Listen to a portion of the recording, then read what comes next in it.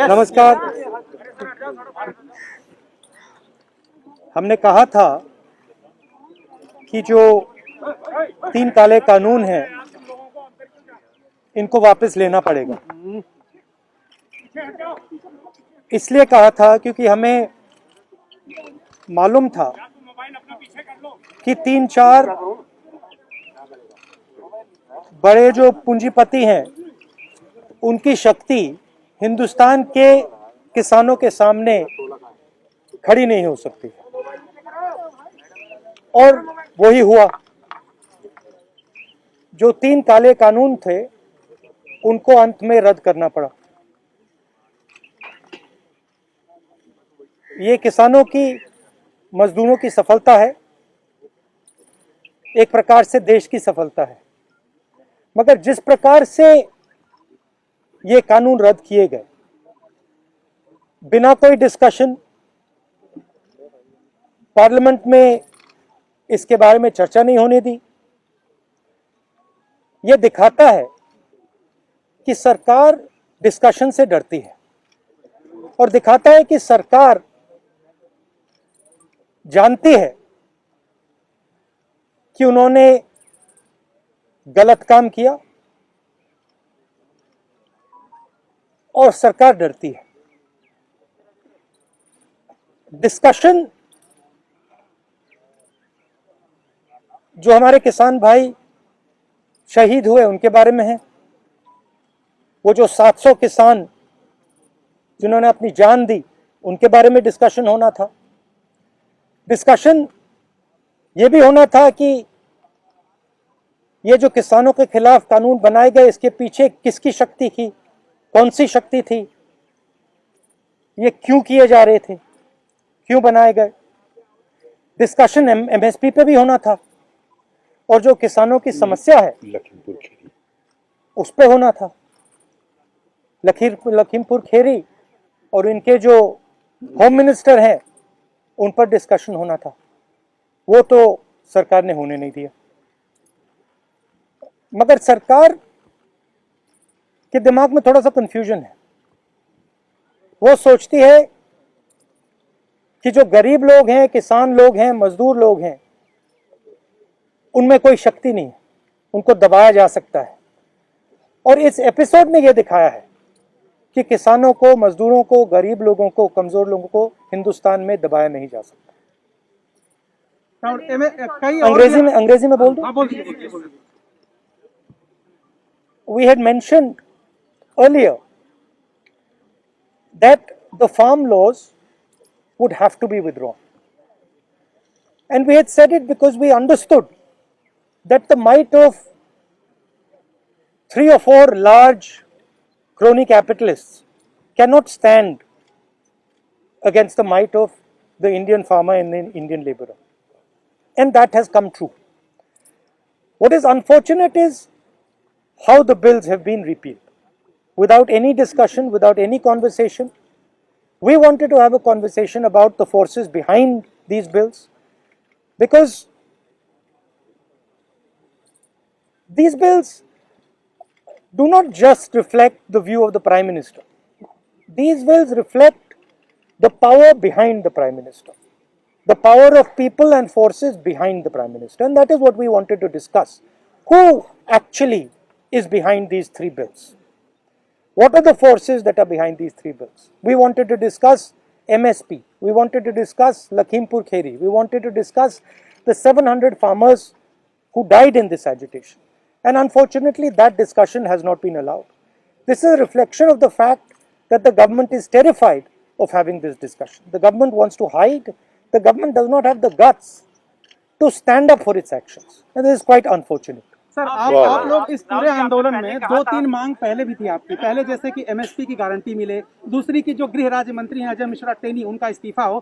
क्या इस कानून को वापस लेने से अब आपकी ये मांग खत्म हो गई है? ये इस पर अभी आपका प्रदर्शन धरना है? मांग ये तो देखिए, ये जो 3 कानून थे, ये किसानों पर आक्रमण था, मजदूरों पर आक्रमण था।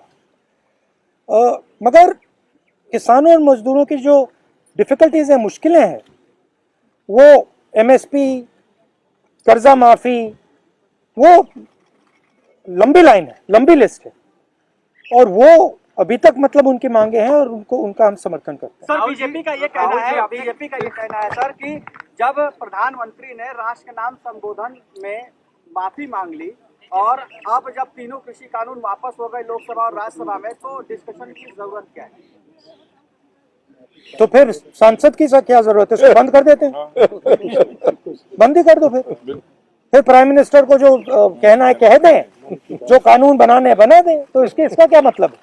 राहुल जी, बंद ही कर लो। राहुल जी, आपने राहुल जी, जो 700 आदमी को मौत हुई है, वो 700 आदमी के लिए आप लोग कुछ आगे कोई कदम चलाएंगे? सेंट्रल गवर्नमेंट से, बीजेपी गवर्नमेंट से चला रहा है, उनके से कोई उनका राहत मिले? नहीं, आपने कहा कि प्रधानमंत्री ने माफी मांगी, इसका मतलब प्रधानमंत्री ने ये एक्सेप्ट किया कि उनकी गलती के कारण से 700 लोग मारे गए, उनकी गलती के कारण से ये जो पूरा आंदोलन हुआ है।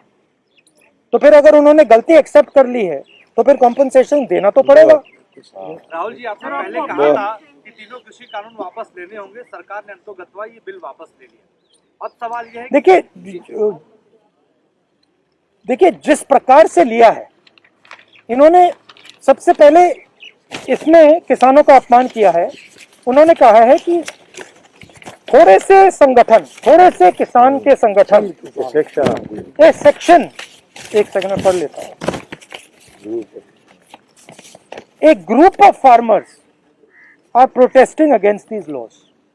ये कोई ग्रुप नहीं है, ये हिंदुस्तान के सब किसान हैं। पहले आपने इनको खालिस्तानी कहा, अब आप इनको ग्रुप ऑफ फार्मर्स कह रहे हो। ये ग्रुप ऑफ फार्मर्स नहीं है, ये हिंदुस्तान के सारे किसान हैं और ये समझते हैं कौन सी शक्तियां इन पर आक्रमण कर रही है। राहुल जी, मेरा सवाल ये था, सर आप लोग एमएसपी पे क्या मांग कर रहे हैं? किसानों के लिए क्या की? क्योंकि जो किसान संगठन के नेता अभी भी बॉर्डर पर बैठे हुए हैं, राहुल गांधी जी क्या अपील करेंगे उन किसान संगठनों से? क्योंकि संसद में अभी नहीं, मैं किसान संगठनों से क्या अपील करूंगा? उनसे कोई अपील करने की जरूरत नहीं है। मैं ये कह रहा हूं कि जिम्मेदार कौन है? जिम्मेदार किसान संगठन है क्या? उनने क्या गलती की है?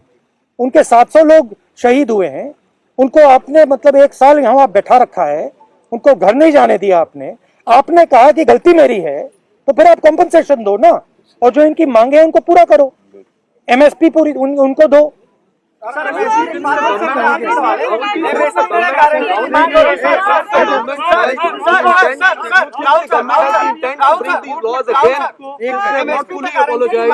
भैया देखिए, रुकिए ना भैया, आपने पूछ लिया, अब बाकी लोग भी बैठे हैं यहाँ पे। सर आपको their intent is not yet clear, not agreed to all the demands, and you think they will Look, bring this is them not again? an isolated event. This is the thing to understand. Just now, one of our journalists was asking me the question, why Parliament should exist. Right? He does not even understand the question he is asking. Because this entire instrument is captured by the same forces that are pushing the farm bill.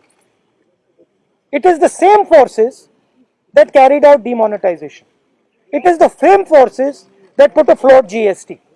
It is the same forces that didn't give any money to the poor people during COVID. So the question is not whether the government is going to try to pass these farm laws again.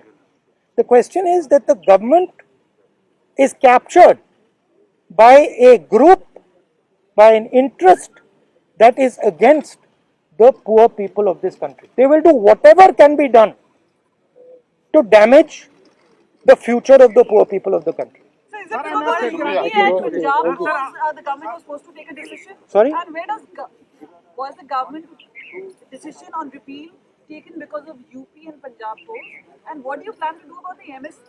You'll be asked The decision was taken by the government because the government could not face the power, the strength of the Indian people represented in this case by the farmers and the laborers. Of course, the idea that UP elections are near, that must have played something in their mind. what about Last question. Sir, So do you still doubt the MSP intention of the government?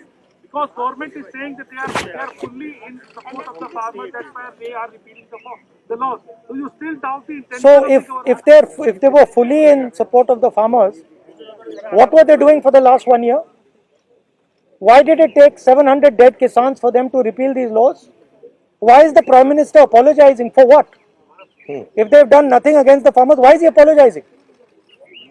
And on whose behalf is he apologizing? So the intention is bad. And as I mentioned just now, it is not, I mean, the Prime Minister is an instrument of these forces. The Prime Minister is the tool of these forces. These forces sit behind the Prime Minister. These forces capture the media and they pass laws like the farm laws. They do demonetization and they are inimical to the future of this country. Thank you very much.